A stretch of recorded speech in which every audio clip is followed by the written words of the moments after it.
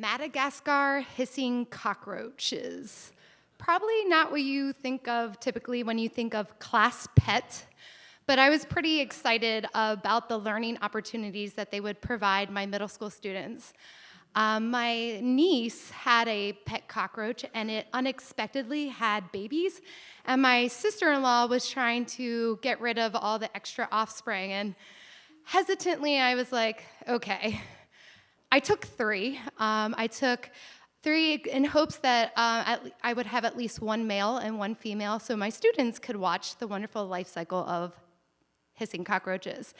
And so over Christmas break, I lovingly prepared a home for them and was so excited to experience this with my students. So I teach middle school, so of course when I showed it, we had a whole wide range of emotion. I had the eye roll. I had the students said, ew, gross, if you wanted cockroaches, you should have just came to my house. And then I had the other students who were super excited. I had two girls who spent an entire class period letting the cockroaches run up their arms and on their shirts. And while they were doing the work, it was perfect. And as a teacher, I just got more and more excited as I introduced the cockroaches to each class. And by the end of the day, things kind of went wrong. So I had these three boys who finished their work a little early, and they said, hey, Miss Yocom, can we check out the cockroaches? And I was like, yes, of course. I was like, here's some magnifying glasses, like really get in on the observations. And I'm like, okay, cool.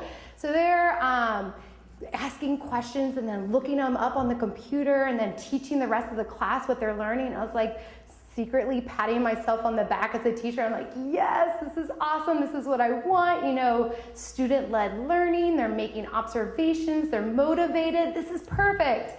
And then they said, hey, can we take our observations from the table and work on the floor? And I was like, yeah, of course. Just make sure you keep them cornered, you know, so they don't run away. They're like, yeah. 10 minutes later, Miss Yocom, we have a problem. We lost your cockroaches. What? What do you mean you lost the cockroaches? They're like, yeah, like we were cornering them. We have a sink in the room, and they're like, yeah, we were cornering them with the cabinet underneath the sink in the wall, and well, they started crawling up the wall and then they disappeared. And so here the cabinet was not flush with the wall, and there's a little hole, and the little cockroaches, two of the three, made their way into that hole.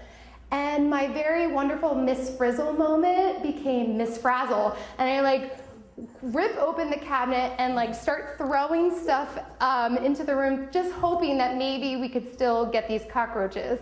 And so then we noticed that the bottom of the cabinet was rotted out from a previous leak. So we all were like, yeah, we can take apart this cabinet.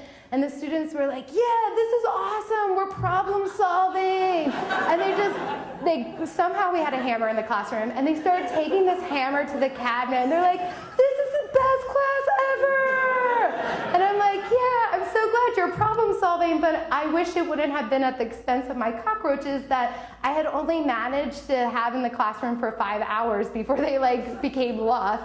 And so we finally managed to make a hole in the cabinet so that we could see between the cabinet and the wall, and we shone a flashlight in there, and we see these like little antennae like mocking us as they quick scurry behind the cabinet and for sure are done. And just kind of really devastated and disappointed. My idea of a class pet already gone in just 5 hours. And we put the one that we had back into the cage, and you know, I suddenly began to panic, not so much that I lost the cockroaches, but now that I potentially had a mating pair of hissing cockroaches loose in my school, and that in a few weeks I was going to be responsible for the cockroach infestation.